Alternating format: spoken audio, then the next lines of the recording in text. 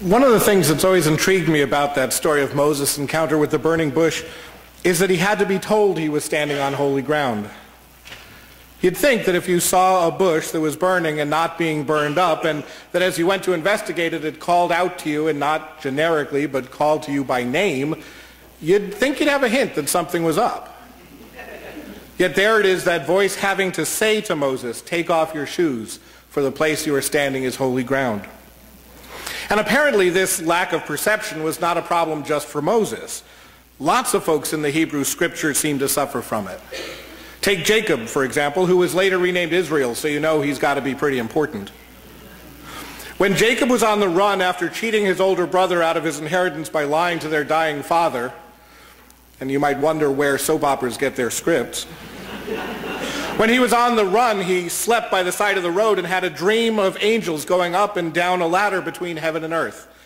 And when he woke in the morning, he said famously, "Surely the Lord is in this place, and I did not know it." People don't always seem to see the sacred when it's right in front of their noses. And that, of course, could be a sermon in itself, how we so often fail to see the miracle that is right in front of us. It's like all the people who live in Boston who've never walked the Freedom Trail or gone to the USS Constitution, or the folks from New York City who've never looked down from the Empire State Building observation deck. It's so close to them that they never think of it. And the Hebrew Scriptures say that the sacred is as close as our own breathing. And the Quran says it's as close as the throbbing vein in our necks. As I said, this could be a sermon in itself, but it won't be. You'll have to wait till the fall.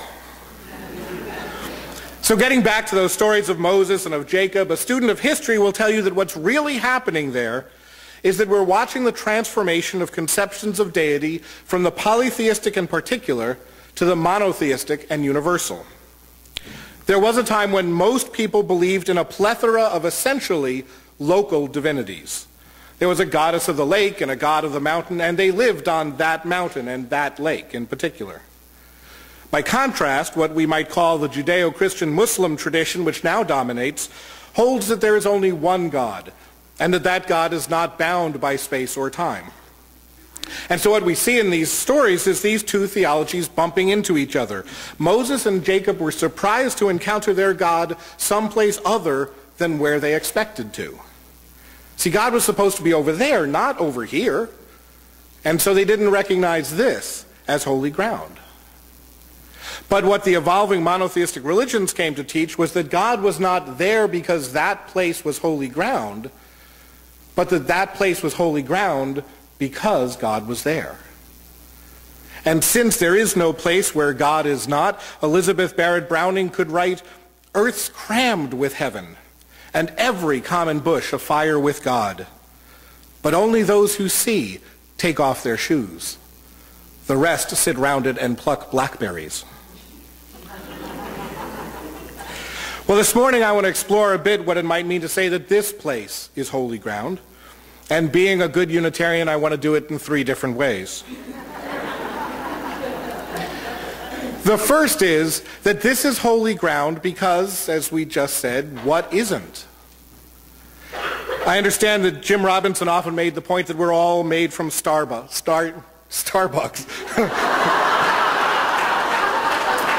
Well,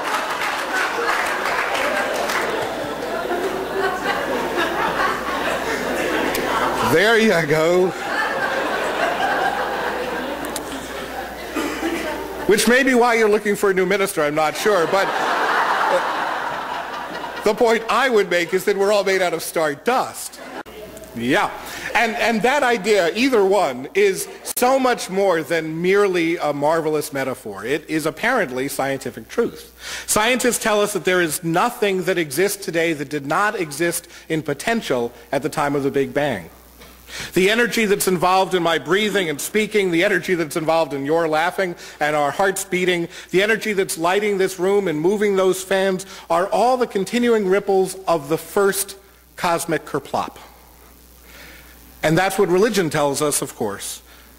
Buddhism perhaps says it most clearly in the teaching of dependent co-origination, that idea that this exists because that exists, that nothing can exist unless everything else exists because all things are interdependent. Other religions have their own ways of saying this. The idea can be found in every one of the world's great religions, every one of humankind's attempts to answer life's big questions. All things are connected. All things are sacred. Everywhere is holy ground. But while in some ways that's a pretty profound point and one that's worth remembering because it's so easy to forget, since remembering it means that we remember that we too are part of that miraculous interdependence. But in other ways it's such a grand statement, such a kind of cosmic concept as to be pretty meaningless for our everyday lives. So I want to say also this morning that this place is holy ground not simply because it is a place, but because it is this place. This sanctuary, hallowed by the hopes and dreams of generations, is holy ground because of those hopes and dreams. Those fears and frustrations, that pain and that power that has been shared here. The blood, sweat, and tears that have gone into this place. The laughter that is echoed in it. Eileen Karpeles has written, "Out of wood and stone, out of hopes and dreams, the people build a home. Out of the work of their hands and hearts and minds, the people fashion a symbol and a reality." And this church is just such a creation. The Universalist prophet Ken Patton called the church a house of friendship, a haven in trouble, an open room for the encouragement of our struggle, the cradle of our dreams, and the workshop of our common endeavor.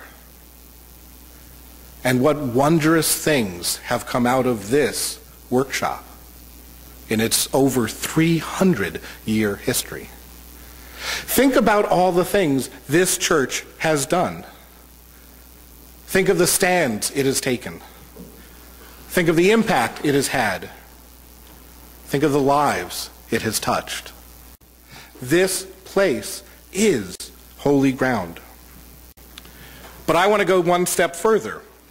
This place, this intersection of space and time, this moment we inhabit right now is holy ground because right here and right now, a motley collection of friends and family and strangers are making of themselves community.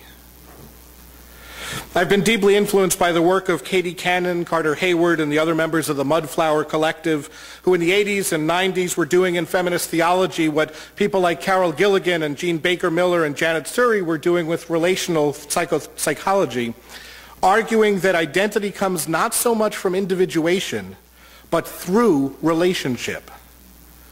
We are, they said, only to the extent that we are in community.